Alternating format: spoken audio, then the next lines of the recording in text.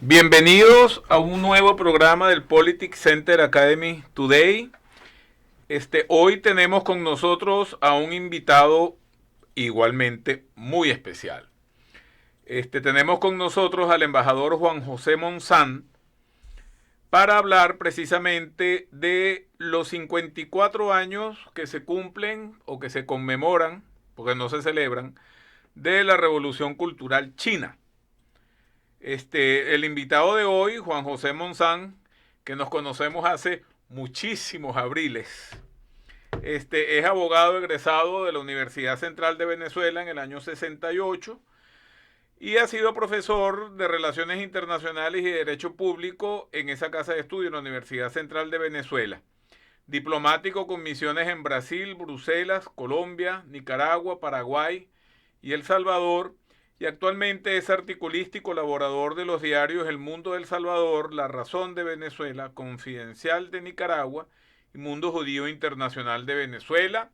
Nuestro amigo también es cuentista, escritor y actualmente se encuentra residiendo en la ciudad de Miami. Juan José, el 16 de mayo de 1966 se inicia formalmente la Revolución Cultural China. Se puede decir que es un tipo muy particular de revolución porque se da dentro de una revolución.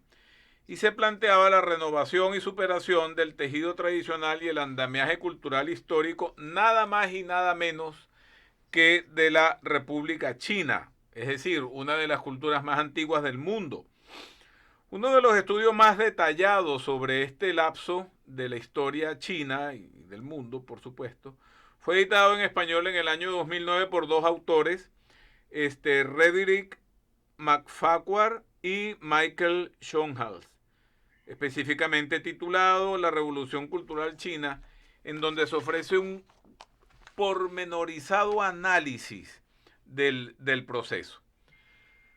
Previamente a eso, nuestro catedrático español Ortega y Gasset, en su capital obra La Rebelión de las Masas, en el año 30, nos advertía que todas las revoluciones sucedidas en el mundo desde la revolución bolchevique en 1917 habían cometido una y otra vez los mismos errores y carecido de los mismos defectos que aquella de la revolución bolchevique del 17. Sin embargo, pareciera, no por sus resultados, sino por su objeto, que la revolución cultural china fue un tanto diferente, tanto en sus consecuencias y fundamentalmente por sus consecuencias demoledoras. Tanto así que hasta los mismos protagonistas y jerarcas y responsables de la misma pagaron, algunos con sus vidas y otros con el ostracismo, como la propia viuda de Mao, los catastróficos impactos que tuvo esta revolución cultural. Juan José, ¿qué fue la revolución cultural china, vista hoy o analizada hoy a 54 años de su inicio, desde la perspectiva de esta inestable contemporaneidad que hoy nos ocupa y en la cual habitamos? Que de paso era llamado, el nombre oficial de esa revolución fue la Gran Revolución Cultural Proletaria. Eso es correcto. Buenos días, Alejandro. Buen tema para tratarlo y aunque parezca contradictorio por los 54 años de diferencia entre ese momento y el actual, si nosotros observamos el panorama internacional hoy en día, el panorama mundial, lo que está pasando en los 5 continentes, o 6 continentes, dependiendo de ello, se están dando condiciones muy similares a las que se dieron en la China de Mao en el año 66 y anterior al año 66, cuando se comienza a gestar lo que fue la revolución cultural, muy bien dicha por ti, la revolución cultural del proletariado chino, que era el nombre exacto. Te voy a leer acá que casualmente lo había sacado y después vamos un poquito de historia porque es importante. En los 16 puntos que establecen lo que va a ser la revolución cultural, el cambio radical para salir de los revisionistas y los capitalistas, los derechistas y todos los motes que le dieron a ese grupo a la contrarrevolución, que ellos llamaban contrarrevolución, pero era un juego de poder. Uno de los puntos, los 16 puntos que se proponen es, y estamos hablando en el interior del Partido Comunista Chino, Así es. aunque la burguesía ha sido derrocada, todavía está tratando de usar las viejas ideas, cultura, costumbres y hábitos de las clases explotadoras para corromper a las masas, capturar sus mentes y organizar una restauración. El proletariado debe hacer justo lo contrario. Debe hacer frente a todos los desafíos de la burguesía para cambiar el punto de vista de esta sociedad. En la actualidad, decía el documento, nuestro objetivo es luchar y aplastar a las personas en el poder que toman el camino capitalista, criticar y repudiar a las autoridades académicas, burguesas reaccionarias. ¿Te suena conocido? Y a la ideología de la burguesía y de todas las demás clases explotadoras, y transformar la educación, la literatura y el arte, así como todas las demás partes de la superestructura que no corresponden a la base económica socialista, a fin de facilitar la consolidación y el desarrollo del sistema socialista. Tremendo, ¿no? A ti te hubieran exterminado ya, que eres escritor y eres pensador y académico. Esta frase que nosotros vemos acá, y por eso yo te decía que de una latente, viene precedida de todos los acontecimientos chinos anteriores a 1966. Correcto. Recuerda que la República China, hasta 1912 o 14, hasta 1912, era un imperio, era la dinastía Qing, y que por las luchas internas y las modernidades y la presencia de los ingleses y los portugueses culmina en una guerra civil en la cual se instala la República China. Y allí mismo comienza una guerra interna también. Claro. El Partido Comunista, los mismos nacionalistas donde estaba Chiang Kai-shek, más el Partido Realista, y se va consolidando y va apareciendo el Partido Comunista, en el cual se afilia Mao. Mao era un hombre introvertido en su juventud, muy inquieto en la música, en la literatura, cambiaba de carrera, era un hombre lleno de ideas. Nunca fue a la Unión Soviética a recibir enseñanzas, siempre mantuvo una distancia instintiva, si se quiere, o que no asumía ese protectorado que los rusos o los soviéticos le imponían a los nuevos países que ellos captaban a sus dirigencias. Sin embargo, China pertenecía a la internacional.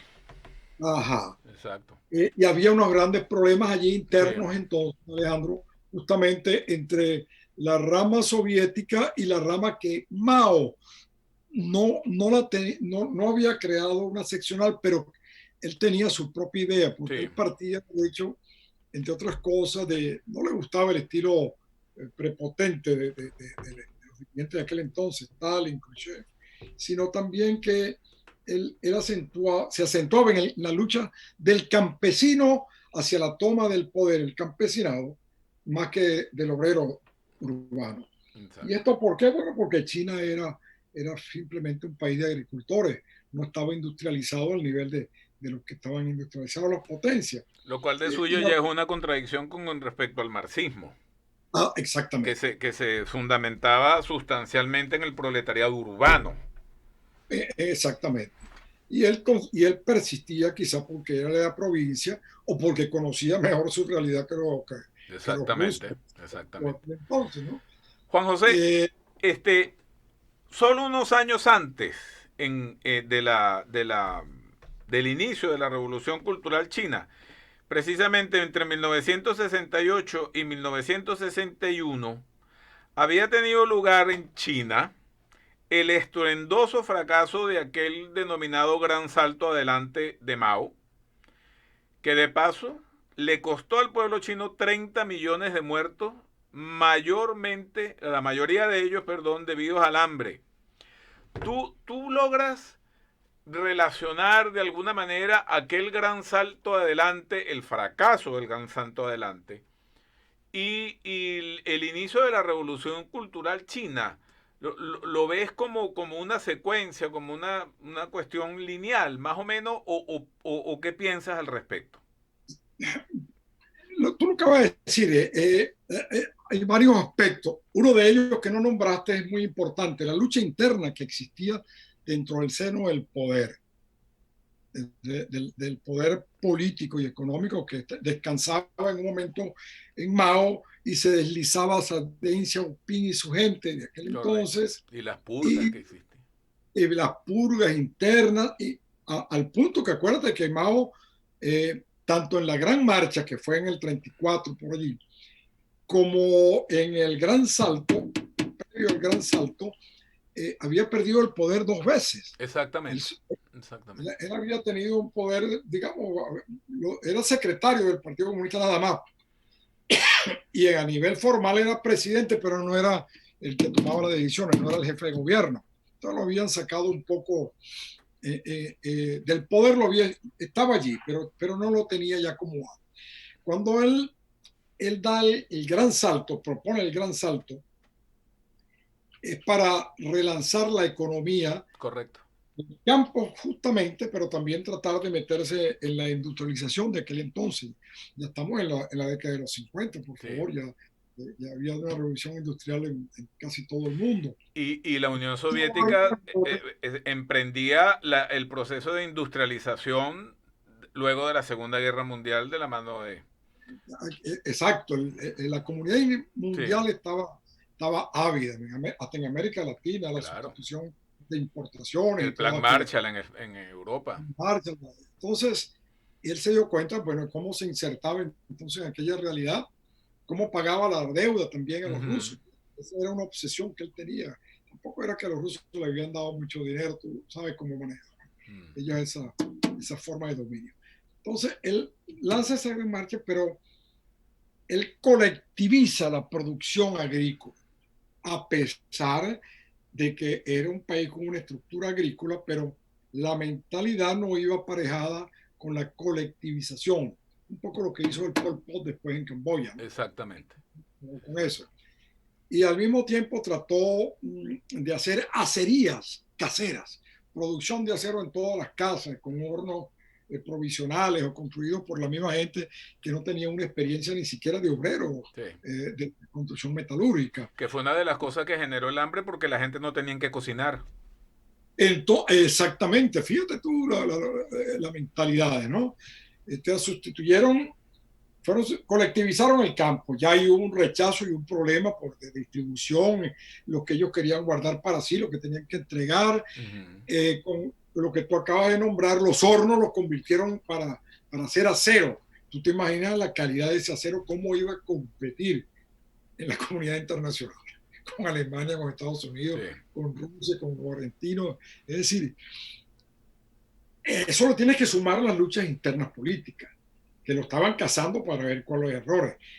La Gran Marcha produjo, como tú bien señalaste, alrededor de unos 30 millones de muertos en hambrunas colectivas. Se nos pasó por alto a nosotros, se estalló aquella represa Ajá. gigantesca, Exacto. que Exactamente. era una admiración para la humanidad inclusive. Entonces se vino abajo, inundó los campos, acabó con eso. Entonces, imagínate tú aquel desastre. Él fue perdiendo poder internamente y él tenía a un general, a un militar muy importante que él llevó a ser ministro de defensa durante su mandato, que se llama Lin Biao. Aquí lo tengo aquí. Se llama Lin Biao, exactamente. Y él se une y él diseña, era un gran admirador de Mao y un gran seguidor y un militar de absoluta confianza de él. Él lo admiraba e iba recogiendo sus pensamientos y los discursos de él, que es lo que va a dar, se dice, en un futuro la edición del libro rojo de Mao. Entonces, este general Lin Biao junto con la esposa de Mao Zedong, la cuarta esposa de Mao Zedong, que venía de cierta abolengo de sangre, porque descendía de la última dinastía, la esposa que se llamaba Jiang Qin, que era actriz ella y medio escritora, van diseñando y desplazando van tomando poder en el partido y van entronizando el culto a la personalidad de Mao.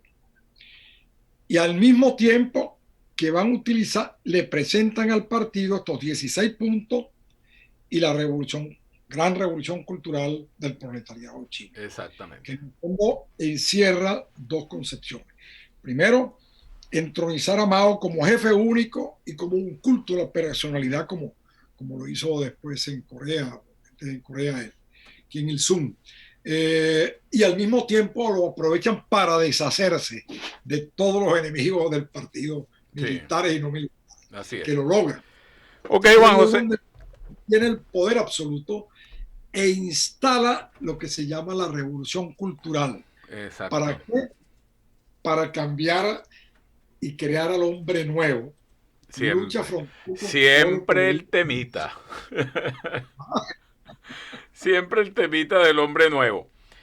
Bien, eh, quiero aprovechar un momento para invitar a nuestros queridos oyentes al Congreso Internacional Virtual, Instituciones, Sistemas de Partidos Políticos y Campañas Electorales que estaremos realizando desde el Politics Center Academy, por supuesto, con el patrocinio de la Florida Global University los días 20, 21 y 22 de agosto y cuya información ya se encontrará en detalle a partir del 20 de junio, donde se inicia el periodo de, digamos, de preinscripciones o de inscripciones adelantadas en donde hay un descuento sustancial para las personas que se inscriban en este congreso entre el 20 de junio y el 20 de julio y el congreso empieza el 20 de agosto, del 20 al 22 de agosto. Tenemos invitados extraordinarios para este congreso y los invitamos entonces a visitarnos. Continuamos con nuestro invitado especial de hoy, el embajador Juan Monzant, tratando el tema de la revolución cultural china a los 64 años de su inicio. En junio de este año se conmemoró ese aniversario, 16 de mayo de 1966 se inicia la revolución cultural china. bueno, Para los chinos, las ah, menciones de Guardia Roja, purga, persecuciones y humillaciones públicas, acompañado todo de torturas, ejecuciones sumarias, etcétera, significaron entre 1966 y 1976 el día a día terrorífico de un absurdo que al final de camino tenía, al parecer, un objetivo colectivo, que no tenía, al parecer, como bien acaba de señalar Juan José, un objetivo colectivo más allá del culto a la personalidad de Mao y a la o al manejo del poder sustantivo por parte de Mao y su camarilla. Pero si bien la muerte de Mao, la revolución cultural estuvo vigente. ¿Qué define la práctica de la revolución cultural, Juan José?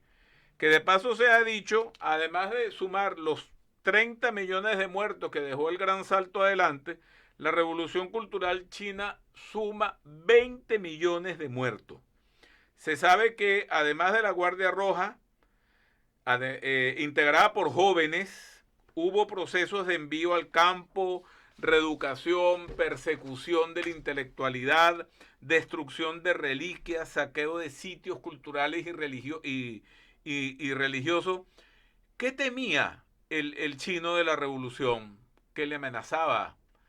O sea, ¿por qué de los muertos? ¿Qué pasó por qué esta revolución paralizó prácticamente a China, Juan José? bueno, fíjate, tú pintaste el panorama dramático, ¿no? Ellos agarran la revolución y crean la Guardia Roja, Guardia Roja de jóvenes fundamentalmente, universitarios que los toman allí, Sí. y lo primero que hace a través de estos 16 puntos es, presentan también lo que llaman la lucha contra los cuatro viejos.